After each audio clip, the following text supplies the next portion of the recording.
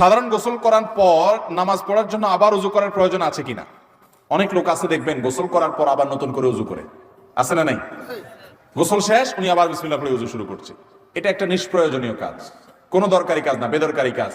আপনি যদি সুন্নাহ সম্মত গোসল করেন তাহলে গোসলের সাথে বাই ডিফল্ট উজু অটোমেটিক হয়ে যায়, আলাদা করে উজু করার আর দরকার।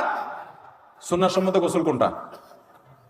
আপনি গোসলের জন্য যখন ওয়াশরুমে ঢুকলেন, প্রথম কাজ হবে শরীরে বা কাপড়ে কোনো জায়গায় নাপাক থাকলে সেই নাপাকটাকে ডলে আগে ধুয়ে ফেলা। ভালো করে ডলে পরিষ্কার করে ফেলছেন, আলহামদুলিল্লাহ, প্রথম কাজ শেষ। এরপর দ্বিতীয় কাজ কি?